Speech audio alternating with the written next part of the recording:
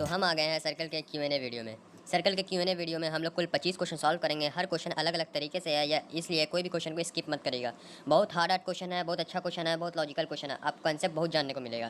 तो चलिए बनाते हैं हम लोग पहला वीडियो, मतलब पहला क्वेश्चन। देखिए मैंने इसे जो भी 25 क्वेश्चन बनाया है फर्स्ट पार्ट में, सेकंड पार्ट में, उसमें मैंने उतना लैंग्वेज नहीं लिखा है। फिगर दे दिया है, फिगर अगर पता चल गया तो लैंग्वेज पढ़ने की कोई ज़रूरत नहीं है। लैंग्वेज में बहुत कम चीज़ दिया रहता है। अगर फिगर दिया हुआ है वही देगा कि ये BC डायमीटर है। ऐसे डायमीटर तो बोला नहीं था उसमें, जो दिया हुआ है यही दिया हुआ, हम लोग को BAC निकालना है। अब देखिए हमारा BEC दिया हुआ है और हम लोग को निकालना है BAC, ये निकालना है। तो ये निकालने के लिए देखिए हमारा 130 दिया हुआ है, 20 दिया हुआ है, तो हम स्ट्रेट लाइन है तो ये निकल जाएगा और ये दोनों से ये निकल जाएगा। और इतना पता है कि एक सेगमेंट है, मतलब एक आर्क है, और इस पे जो एंगल बनाएगा वही इस पे एंगल बनाएगा। तो हमारा BEC दे दिया 130। अब देखिए A130 दिया हुआ है और निकालना है BAC। तो BAC कैसे निकालेंगे, ये दिया हुआ है 20 दिया हुआ है, 20 दिया हुआ है, इसका मतलब EDC ट्रायंगल में चलेंगे। EDC ट्रायंगल में 20 पता है, 130 से ये एंगल निकल जाएगा और ये एंगल ये निकल जाए, ये पता है तो ये निकल जाएगा। और इतना पता है एक आर्क है तो ये एंगल और ये एंगल सेम होगा, मतलब ये और ये सेम होगा। तो सिंपल, ये आपका 50 हो गया, ये आपका 50 है, ये 20 है, तो ये कितना हो जाएगा, 50 और 20 170। 170 में से 180 में से 170 गया, मतलब 110। तो ये आ गया आपका 110, तो ये भी आपका 110 हो जाएगा। तो हमारा 110 आंसर सही हो गया।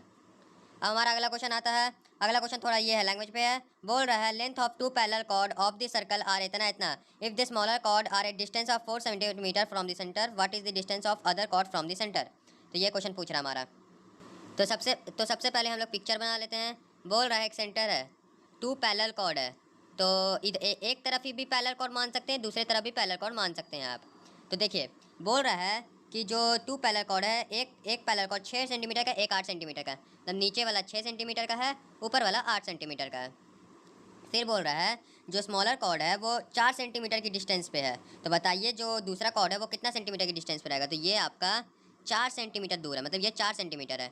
तो बताइए ये हम लोग को निकालना है। ये तो OABCD, अब इतना तो पता है 90 डिग्री जब आता है तो हाफ हाफ में कट करता, मतलब 4 और 3 3। ठीक है, इतना तो पता चल गया हम लोग को।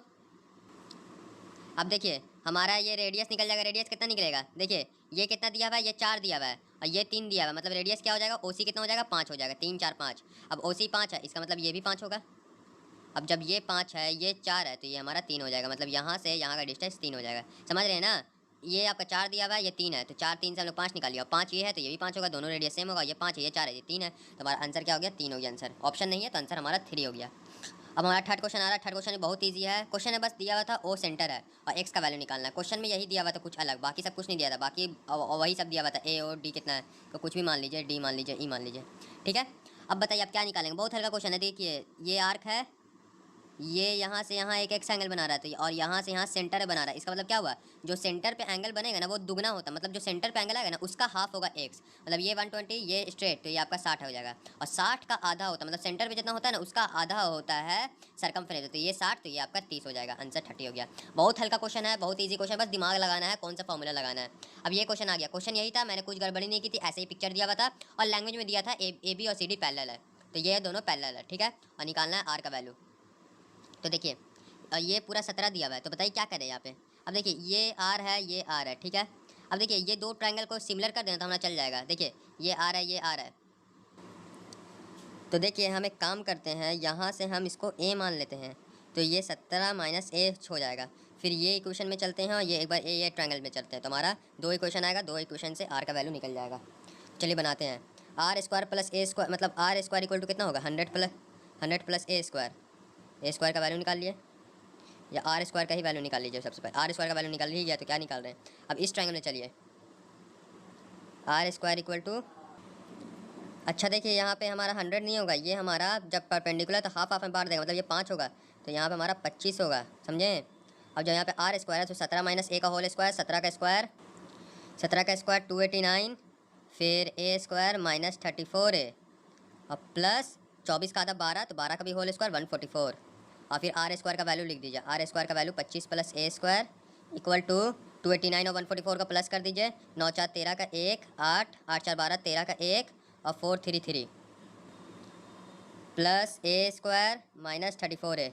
A स्क्वायर से A स्क्वायर कैंसिल, तो 34A इधर आएगा और 433 में से 25 चला जाएगा, मतलब 400 कितना बचेगा, 408 बचेगा। तो 408 लिख दिए। अब 34 से कैंसिल कर दीजिए इसको। 34 बार में कितने बार में कटेगा, मेरे हिसाब से ये 34 340 68, मतलब ये हमारा 12 बार में कट जाएगा। तो ए का वैल्यू हमारा 12 आ जाएगा। चेक कर सकते हैं, डिवाइड करके 12 बार कटेगा। और ए जब 12 आ गया तो यहाँ पे वैल्यू पुट कर दिया, फिर हमारा आर का स्क्वायर निकल जाएगा 25, और ये आपका 144, तो आपका आ रहा है 169, तो आर का वैल्यू 13 हो गया हमारा आंसर। आर का वैल्यू 13 बन गया। अब अगला क्वेश्चन बहुत ईजी है। बोल रहा है ए बी और सी डी इक्वल है, ए बी और सी डी इक्वल है, तो ए पी क्यू बताइए।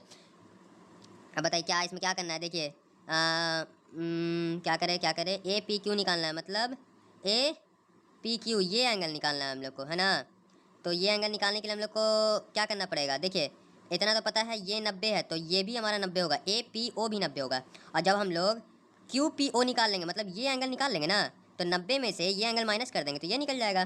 तो हमको ये एंगल निकालना है, तो ये एंगल कैसे निकाले। देखिए अब देखिए इतना तो पता है कि दो कॉर्ड सेम, मतलब दो कॉर्ड, एक तो थ्योरी पढ़े थे, अगर थ्योरी वाला पार्ट नहीं देखे सर्कल का जाके देखिए, उसे बताया था मैंने, दो कॉर्ड अगर इक्वल रहता है, यहाँ पे बोल दिया है दो कॉर्ड इक्वल है, तो जो सेंटर से डिस्टेंस होता है वो भी इक्वल होता है, मतलब पी ओ और ओ क्यू दोनों इक्वल होगा। ये हमारा थ्योरम था। अब जब ये दोनों इक्वल है, इसका मतलब ये एंगल और ये एंगल भी इक्वल होगा, है ना।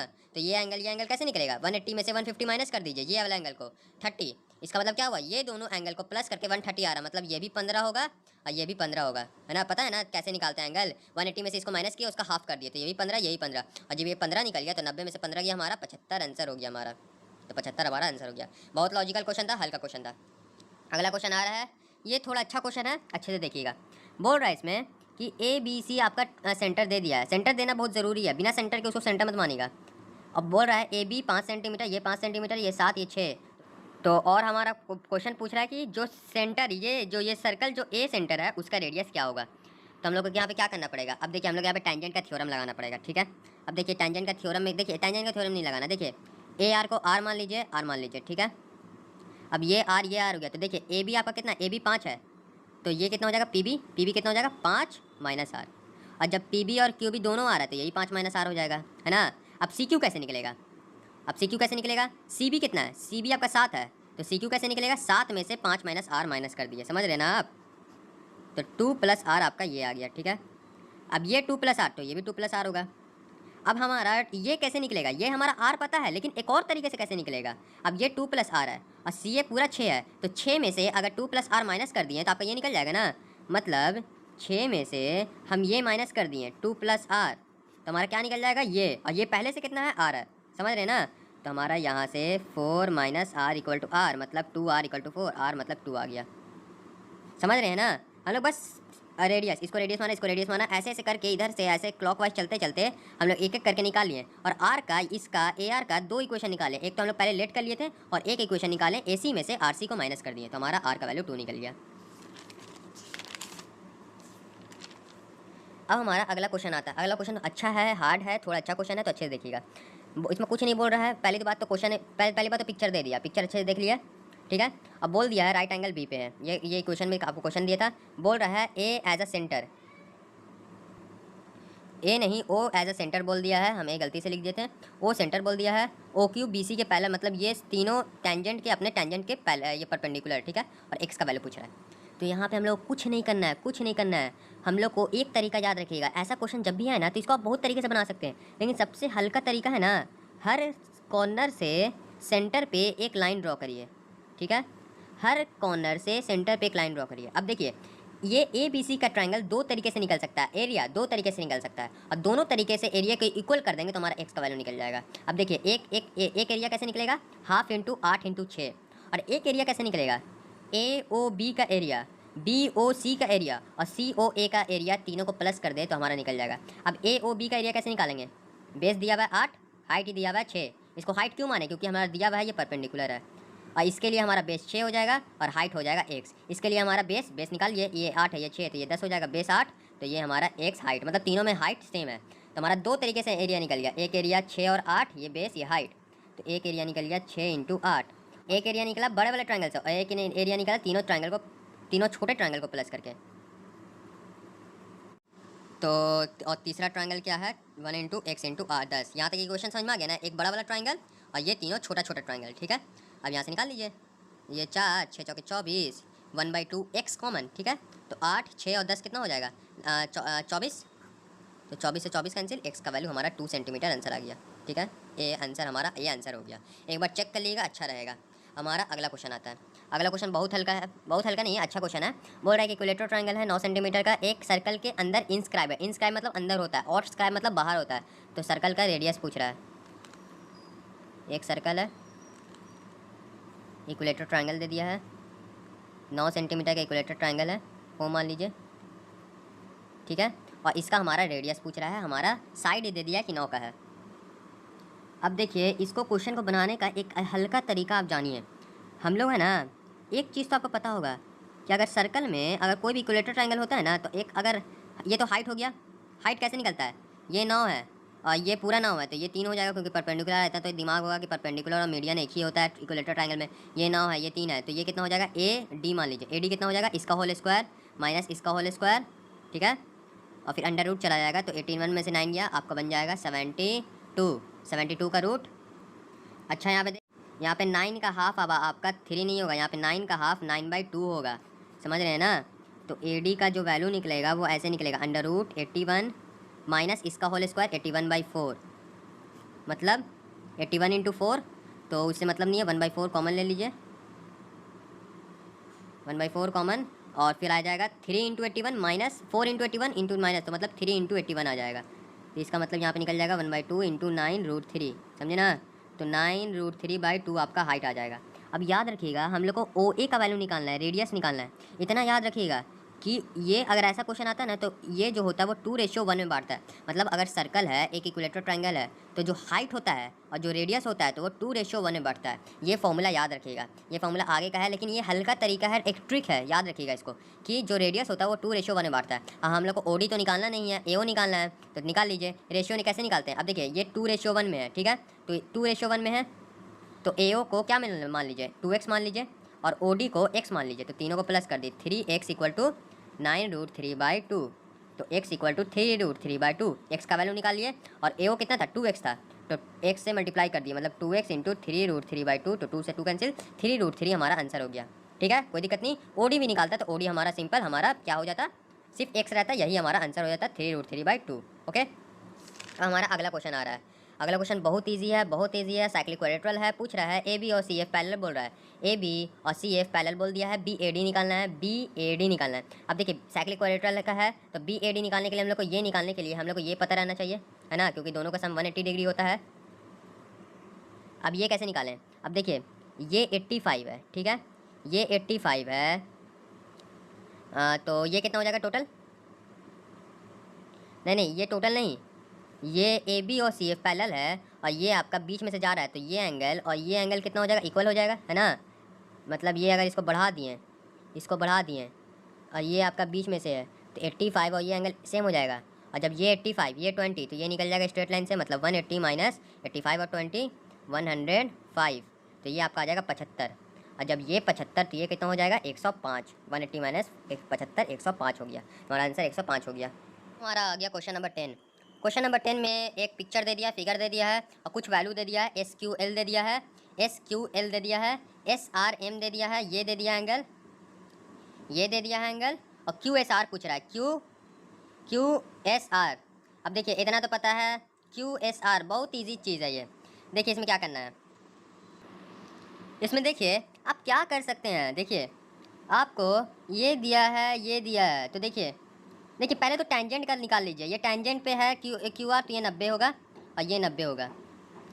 अब देखिए थोड़ा दिमाग लगाइए, ये 50 है ना, ये 60 है, तो हम इन दोनों की मदद से ये नहीं निकाल सकते हैं, दिमाग लगाइए, बहुत तरीके से बनेगा, लेकिन हम लोग एक तरीका कोई देख रहे हैं, और ये निकल जाएगा, और जब ये निकल जाएगा और ये रेडियस इक्वल है, तो ये एंगल और ये एंगल इक्वल हो जाएगा, और ये एंगल इक्वल हो जाएगा। हमारा पूछ क्या रहा है, QSR, तो दोनों को प्लस कर दिए, सिंपल, बहुत ईजी क्वेश्चन था, समझ रहे ना बात को। तो ये 60 है, ये 90 है, तो ये आपका 30 हो जाएगा, ये 50 है, ये 90 है, तो ये आपका 40 हो जाएगा, और ये भी आपका 40 हो जाएगा, ये भी आपका 30 हो जाएगा।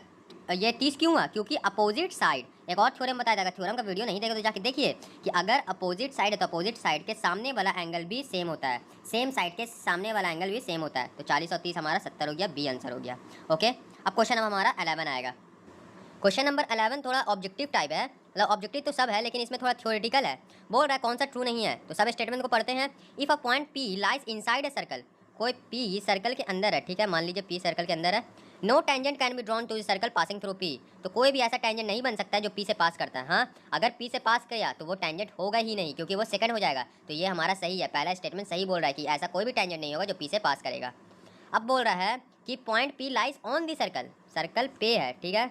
तो बोल रहा है सिर्फ वन और वन ही टेंजेंट होगा जो पी से पास करेगा। सही बात है, हर पॉइंट पे सर्कमफ्रेंस का हर पॉइंट पे एक ही टेंजेंट होगा जो उसे पास करेगा, एक से ज़्यादा नहीं। ऐसा नहीं कि पी से हज़ारों टेंजेंट पास कर जाएगा, दो भी टेंजेंट नहीं पास करेगा, सिर्फ और एक करेगा, तो दूसरा भी सही है।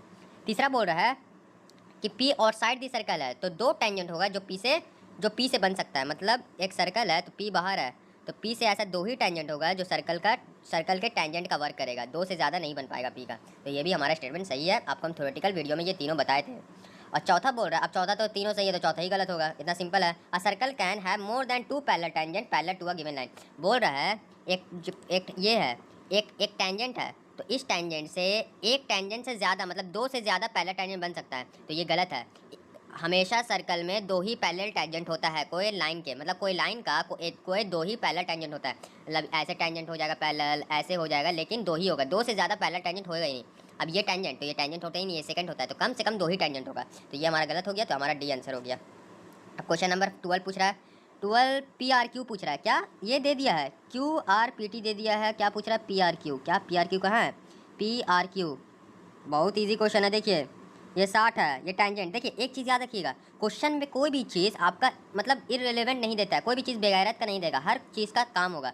अब यहाँ पे अब जैसे ये बिना टेंजेंट का भी तो क्वेश्चन दे सकता था, लेकिन जब टेंजेंट दे दिया तो टेंजेंट का यूज़ करना है। तो ये टोटल 90 होगा, तो ये हमारा 30 हो जाएगा। अब दिमाग लगा ये रेडियस तो ये 30, तो ये भी 30। अब ये 30 तो ये निकल जाएगा, और जब ये निकल जाएगा तो ये निकल जाएगा। क्यों? क्योंकि एक आर्क है, तो आर्क पे जो सेंटर पे जो हमारा जो सेंटर पे एंगल बनता है और जो हमारा सरकमफ्रेंस पे जो एंगल बनता है वो हाफ होता है। तो ये सरकमफ्रेंस पे एंगल बन रहा है, तो अच्छे देखिएगा तो ये भी हमारा सरकमफ्रेंस पे ही एंगल बन रहा है, तो ये भी हमारा हाफ ही होगा। अब चाहे ये ऐसे बने या अंदर की तरफ बने, उससे मतलब नहीं है। तो ये 30 तो ये कितना हो जाएगा, 180 डिग्री माइनस 30, तो हमारा हो जाएगा कितना, 150, ठीक है। और 150 तो ये हमारा 150 हो जाएगा। और 150 सेंटर पे दुगना होता है, ऐसा नहीं कि ये इस 150 का भी दुगना कर दिए, यहाँ पे 300, मतलब जो सरकमफ्रेंस पे होता है वो आधा होता है और सेंटर पे दुगना होता है, तो 150 का हाफ 75, तो हमारा 75 हमारा आंसर होगा। समझ रहे हैं ना। अच्छा देखिए यहाँ पे 130 और 30 कितना होता है, 60 होता है, तो 180 में से 60 माइनस करना मतलब 120, तो यहाँ पे 120 होना चाहिए था। कुछ गलती हो सकता है, तो इतना ध्यान रखिएगा। अब देखिए मतलब 120 का हाफ 60 आंसर होना चाहिए। अब देखिए यहाँ पे क्वेश्चन में आंसर में 60 है ही नहीं, 120 दिया हुआ है, इसका मतलब हमारा ये या फिर दो चीज़ गलती कर दिया, या फिर क्वेश्चन में गलती है पी ओ क्यू पूछ रहा है, या फिर पी आर क्यू हमारा ऑप्शन में गलत दे दिया, तो हमारा आंसर 60 ही होगा। याद रखिएगा, जैसा आपको एग्जामिनर बोलेगा वैसे ही करिएगा, बोलिएगा उसको कि ऑप्शन गलत है। अब क्वेश्चन नंबर 13 आ रहा है। क्वेश्चन नंबर 13 में बस ये पिक्चर दे दिया, बोल दिया है ए सी डी स्ट्रेट लाइन है, ए सी डी स्ट्रेट लाइन। अब दिमाग लगाइए आप एक्स कैसे निकालेंगे। देखिए 150 है, ए बी आर्क है, तो ए बी, दिमाग लगाइए, ए बी आर्क है, सेंटर पे 150 बन रहा है, इसका मतलब यहाँ पे हाफ बनेगा। और जब ये निकल जाएगा, अब स्ट्रेट बेगैरत का तो देगा नहीं, ये स्ट्रेट क्यों दिया है, ताकि ये एंगल निकल जाए, तो ये एंगल निकल जाए। और जब ये एंगल निकल जाएगा तो हमारा सेंटर पे जो एंगल बनेगा वो निकल जाएगा, मतलब ये एंगल निकलेगा। ये नहीं कि इसका दुगना ये होगा, ये ऊपर की तरफ नहीं होता है, इसका दुगना ये होगा, और इसकी मदद से एक्स निकालेंगे। समझे ना, कोई भी चीज़ बेगैरत का नहीं देता है। तो 150 का हाफ 75, ठीक है। 75 ये 180, तो ये 105। अब देखिए ये 105 हमको x निकालना है, तो इसका सीधा दुगना 210 होता है, 210 टिक मत मार देगा, समझे। हमेशा वो इक्वल होता है, जैसे ये है, ये सेंटर है, और ये, तो ये थीटा, और ये वाला एंगल 2 थीटा होता है, ना कि ये वाला एंगल निकालना पड़ता है बाद में। तो ये 105, तो ये होगा हमारा 210। और जब ये पूरा 360, तो x क्या हो जाएगा, 360 माइनस 210 क्या हो जाएगा, 150, तो 150 हमारा आंसर हो गया। समझे, इजी क्वेश्चन था, दिमाग लगाना है बस। एक चीज़ याद रखिएगा, कोई भी लाइन हमारा मतलब इररिलेवेंट, कोई भी यूजलेस लाइन नहीं रहता है, सब लाइन का हमारा काम निकालना है। अब देखिए क्वेश्चन नंबर 14 में थोड़ा दिमाग हिल सकता है आपका, मतलब थोड़ा अजीब फिगर दिया हुआ है, लेकिन घबराना नहीं है। इतना तो समझ में आ रहा है, दो सर्कल है, ए बी एक सेंटर है बड़े वाले का, और बी सेंटर है छोटे वाले का, और बड़े वाले का रेडियाई दिया हुआ 5, छोटे वाले का रेडियाई दिया हुआ 3, मतलब रेडियस। और एक और लाइन दिया हुआ था क्वेश्चन में कि पी क्यू जो है वो परपेंडिकुलर बाइसेक्टर है, मतलब वो परपेंडिकुलर भी है और ए बी बाइसेक्टर भी है, मतलब ए बी को बाइसेक्ट भी कर रहा है और परपेंडिकुलर भी है। समझे, तो बताइए पी क्यू क्या होगा, क्या पी क्यू क्या होगा। अब देखिए परपेंडिकुलर बाइसेक्टर है, इसका मतलब ये ए बी को बाइसेक्ट नहीं, ये हमारा ये पी एल और इसको ही बाइसेक्ट कर रहा है, मतलब पी क्यू निकालने के लिए हम लोग पी एल निकालेंगे। जब पी एल निकल जाएगा तो दोनों उसको 2 से मल्टीप्लाई कर देंगे, तो पी क्यू निकल जाएगा। तो देखिए पी एल निकालने के लिए हम लोग क्या करना पड़ेगा, हम लोग को यहाँ से यहाँ एक राइट एंगल ट्रायंगल बनाना पड़ेगा। तो पी ए तो पता हमारा रेडियस है, पी ए हमारा 5 है। अब पी एल निकालना है, तो पी एल निकालने के लिए, और ये 5 है, तो कम से कम 2 तो पता रहना चाहिए ना राइट एंगल ट्रायंगल में। तो हम लोग को एल पता रहना चाहिए, एल पता रहना चाहिए। अब जब एल पता चल जाएगा, ए पी क्वेश्चन ही में दिया हुआ है, तो पी एल आराम से निकल जाएगा। फिर 2 से इंटू कर देंगे तो पी क्यू निकल जाएगा। समझ रहे ना बात को। तो पी एल कैसे निकालिएगा। अब देखिए ये पूरा आपका 5 है, ये पूरा आपका यहाँ से यहाँ, अब देखिए ये आपका रेडियस है तो ये भी आपका रेडियस होगा। ये पूरा 5 है, ये पूरा आपका 5 है, ये आपका 3 है। इसका मतलब ए बी आपका क्या हो जाएगा, 2 है ना। पूरा 5 है, ये आपका 3 है, तो ये कितना हो जाएगा, 2 है। और ये ए एल और एल बी इक्वल है, इसका मतलब 2 का हाफ एल आपका 1 हो जाएगा। समझ रहे हैं ना बात को। ये 1 और ये 3 टोटल मिला के 5 हो गया। समझ रहे बात को। अब 1 है 5 है, पी एल निकाल दीजिए। पी एल क्या बनेगा, पी एल कैसे निकलेगा, अंडर रूट 5 का होल स्क्वायर 25 माइनस 1 का होल स्क्वायर 1, मतलब रूट 24। इसका मतलब हो जाएगा 6 इंटू 4 मतलब 2 रूट 6, और 2 रूट 6 को 2 से इंटू कर दिया, मतलब 4 रूट 6 आपका आंसर आ गया। समझ रहे बात को। बहुत ईजी क्वेश्चन था, आराम से बन गया। अच्छा क्वेश्चन था, दिमाग वाला क्वेश्चन था, लेकिन आराम से बन गया। अब हमारा अगला क्वेश्चन आ रहा है। अगला क्वेश्चन भी थोड़ा मतलब दिमाग वाला है। अब देखिए इसमें क्या करेंगे, कुछ कंस्ट्रक्शन करना पड़ेगा। क्वेश्चन में दे दिया है कि ए सी, अब इतना तो पता है ए सी और डी बी सब कॉर्ड ही है। ए सी बी डी 90 डिग्री पे इंटरसेक्ट कर रहा है, मतलब ये चारों एंगल 90 है, ये चारों एंगल 90 है। ठीक है, ऐसे चारों का तो काम नहीं आएगा, लेकिन चारों 90 है। ओ ए बी 25 है, ओ ए बी 25 है। अब देखिए इतना तो आप क्वेश्चन बनाते हुए समझ गए हो कि ये 25 है, तो ये कंस्ट्रक्शन करके हमारा ये भी 25 आ जाएगा। इतना तो पता है क्योंकि ये रेडियस है, ये रेडियस है, तो सेम साइड के सामने सेम एंगल 25। अब पूछ क्या रहा है, ई बी सी पूछ रहा है। अब ई बी सी निकालने के लिए एक एंगल 90 है और एक एंगल, और ये 2 एंगल है। तो ई बी सी निकालने के लिए ये 90 है, तो हम लोग को ये निकालना पड़ेगा, ये निकालना पड़ेगा। ये 90 है, ये निकल जाएगा, तो ये आराम से निकल जाएगा। तो ये कैसे निकालें, अब दिमाग लगाइए। इस तरफ से देखिए ए बी एक आर्क है हमारा, ये निकल जाएगा, और फिर इसका हम लोग हाफ कर देंगे तो हमारा ये निकल जाएगा, है ना। क्यों, अब ये कैसे निकलेगा, ये 25 है, ये 25 है, तो ये कितना हो जाएगा 180 माइनस 50, 25 कितना होता है 50, तो 180 माइनस 50 130, और 130 का हाफ 65, और ये 65 ये 90, तो आपका ये आराम से निकल गया। हमारा कितना हो जाएगा 70 80 90, तो 25 हमारा आंसर हो गया। तो हमारा डी आंसर हो गया 25। अच्छा क्वेश्चन था, इजी क्वेश्चन था। हमारा टोटल 15 क्वेश्चन बन गया है पार्ट 1 का। अगले पार्ट में हम लोग और थोड़ा सर्कल का क्वेश्चन सॉल्व करेंगे, उसको भी थोड़ा ट्रिक से सॉल्व करेंगे और दिमाग लगा के सॉल्व करेंगे। बस इतना दिमाग रखिएगा कि आपको क्या दिया हुआ है और क्या निकालना है। जो निकालना है ना, उसी तरफ अपना रेलगाड़ी बढ़ाते रहिए, और जितना इंजन मांग रहा है, जितना पेट्रोल मांग रहा है, उतना देते रहिए। जो एंगल पूछ रहा है वो निकालते रहिए। ठीक है, तो चलिए मिलते हैं हम लोग सर्कल के पार्ट 2 में।